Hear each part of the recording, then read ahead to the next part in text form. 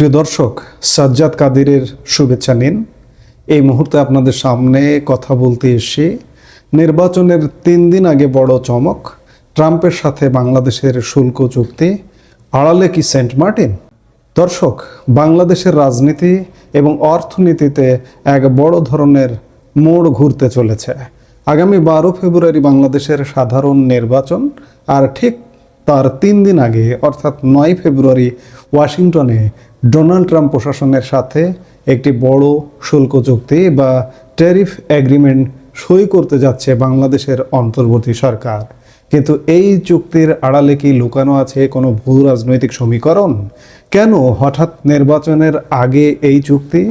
আমরা পর্যবেক্ষণ করছি, আমরা দেখছি, আর দেখা থেকেই আমাদের প্রশ্ন করা, এবং আমরা প্রশ্ন করতে চাইছি যে ডক্টর ইউনূসের সরকার আজকে প্রায় 1.5 বছর যাবৎ বাংলাদেশের রাষ্ট্র ক্ষমতায় আছে, এবং এটি যে একটা আতাত বিভিন্ন মহল থেকে, এমনকি বিগত যে সরকারটি ছিল সেই সরকার থেকে, বিভিন্ন জায়গা থেকে সমালোচনা আছে যে ডক্টর ইউনূস হচ্ছে একটি আতাতের সরকার, এবং এই আতাতের মূল কেন্দ্র বা মূল জায়গা হচ্ছে সেন্ট মার্টিন।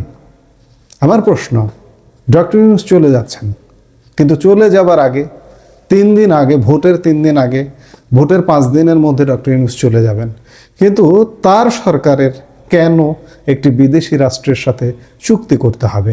এই চুক্তির নেপথ্যে কি এই যে 1.5 বছর যাবৎ যে শাসন করলেন, সেই শাসনের কি চূড়ান্ত পেরেকটা গেঁথে যাওয়া?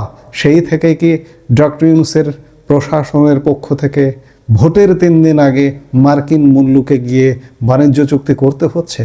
আর কটা দিন পর একটি নির্বাচিত সরকার এসে কি এই বাণিজ্য চুক্তিটি করতে পারতো না? এই যে চুক্তি সই অনুষ্ঠানটি, এই অনুষ্ঠানটিতে নেতৃত্ব দেওয়ার কথা ছিল বাণিজ্য উপদেষ্টা শেখ বসির উদ্দিনের। তার শেষ মুহূর্তে সিদ্ধান্তে পরিবর্তন আসে, এবং এখন বাণিজ্য সচিব মাহবুবুর রহমানের নেতৃত্বে একটি প্রতিনিধি দল ওয়াশিংটনে যাচ্ছেন। গত বছর আগস্টে বাংলাদেশের ওপর ট্রাম্প প্রশাসন 20% পাল্টা শুল্ক আরোপের সিদ্ধান্ত নিয়েছিল। সেই সময় থেকে আলোচনা শুরু। 9 ফেব্রুয়ারি এই সমঝোতাটি আনুষ্ঠানিকভাবে চুক্তির রূপ পেতে যাচ্ছে। প্রশ্ন হলো, বাংলাদেশের অর্থনীতির জন্য এটি কি শুধু স্বস্তি, নাকি এর পেছনে অন্য কোনো বড় শর্তের বেড়াজালে আবদ্ধ হতে যাচ্ছে বাংলাদেশ? এবার আসি যে সবচেয়ে বিতর্কিত এবং গুরুত্বপূর্ণ আলোচনায়। অনেক বিশেষজ্ঞ মনে করছেন এই শুল্ক চুক্তি আসলে একটি কৌশলী চাল। মার্কিন প্রেসিডেন্ট ডোনাল্ড ট্রাম্পের নজর বহুদিন ধরেই বাংলাদেশের একমাত্র প্রবাল দ্বীপ সেন্ট মার্টিনের ওপর। কেন এই দ্বীপটি এত গুরুত্বপূর্ণ? প্রথমত, এটি কৌশলগতভাবে এমন এক জায়গায় অবস্থিত যেখান থেকে পুরো দক্ষিণ এশিয়া এবং বিশেষ করে ভারত ও বঙ্গোপসাগরের ওপর কড়া নজরদারি চালানো সম্ভব। আমেরিকা সেন্ট মার্টিনে একটি সামরিক ঘাঁটি নির্মাণ করতে চায় বলে দীর্ঘদিন ধরে গুঞ্জন রয়েছে। আওয়ামী লীগ নেতারা, এমনকি আওয়ামী লীগ প্রধান শেখ হাসিনা নিজেও তার ক্ষমতাচ্যুতির পেছনে এই সেন্ট মার্টিন দ্বীপ না দেওয়ার বিষয়টিকে দায়ী করেছিলেন বহুবার।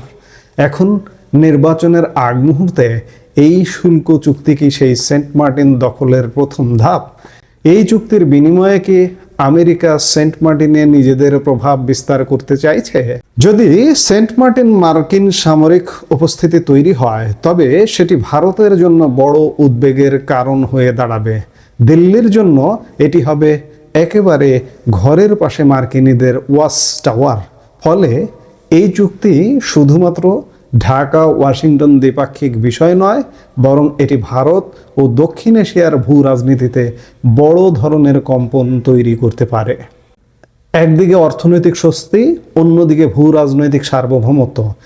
বাংলাদেশ এখন এক কঠিন পরীক্ষার মুখোমুখি। 9 ফেব্রুয়ারির এই চুক্তি শেষ পর্যন্ত বাংলাদেশের মানচিত্রে কোনো পরিবর্তন আনবে কিনা, সেটাই এখন দেখার বিষয়। দর্শক, আপনারা ইতিমধ্যেই গত 1.5 বছরের মধ্যে নানা ঘটনা দেখেছেন। মার্কিন যুক্তরাষ্ট্রের সাথে আমাদের স্বার্থ বিকিয়ে বাণিজ্য। আপনি যদি আমাদের গম ক্রয়ের কথা বলেন, আপনি যদি আমাদের সয়াবিন ওয়েল ক্রয়ের কথা বলেন, কিংবা আপনি যদি বলেন বোয়িং বিমান ক্রয়াদেশ দেওয়ার ঘটনাগুলো, এই ঘটনাগুলো যেন একই সূত্রে গাঁথা। এবং চূড়ান্ত ঘটনা ঘটতে যাচ্ছে সেন্ট মার্টিনকে কেন্দ্র করে। আপনারা ইতিমধ্যেই জানেন বা খেয়াল করেছেন, গত 31শে জানুয়ারির পরে সেন্ট মার্টিনে আর যাবার সুযোগ নেই। সেন্ট মার্টিন আগামী 9 মাসের জন্য নজিরবিহীনভাবে বন্ধ করে দেওয়া হয়েছে। সেন্ট মার্টিনে আসলে কি হচ্ছে, সেন্ট মার্টিন নিয়ে কী হচ্ছে? এই যে মার্কিন বাংলাদেশ যে শুল্ক চুক্তি, এই শুল্ক চুক্তির আড়ালে বড় কিছু আছে?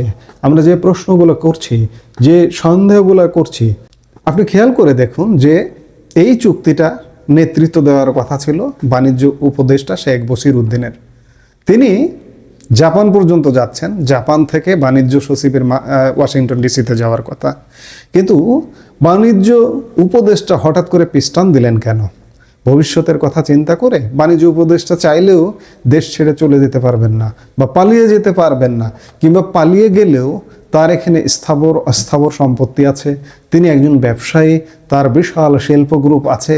এসব চিন্তা করে ভবিষ্যতের কোনো ভয় থেকে যে এই যে সেন্ট মার্টিন নিয়ে যদি চুক্তিটা হয়, বাণিজ্য উপদেষ্টার সাথে যুক্ত ছিলেন না, বলবেন যে একজন আমলা চুক্তিটা করেছে, এমনটা কি?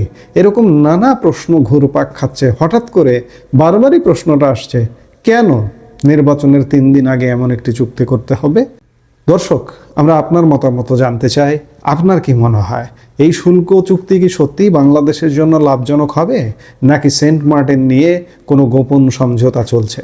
এসব প্রশ্নের উত্তর আপনার কাছেও খুঁজতে চাই। আপনিও কমেন্ট করে মূল্যবান মতামত দিতে পারেন। এই মুহূর্তে এ পর্যন্তই। সবাই ভালো থাকুন, সুস্থ থাকুন। আমাদের ভিডিওগুলো নিয়মিত পেতে সাবস্ক্রাইব করুন Sajjad Kadir and the legends YouTube channel এবং লাইক, কমেন্ট, শেয়ার করে সাথে থাকুন।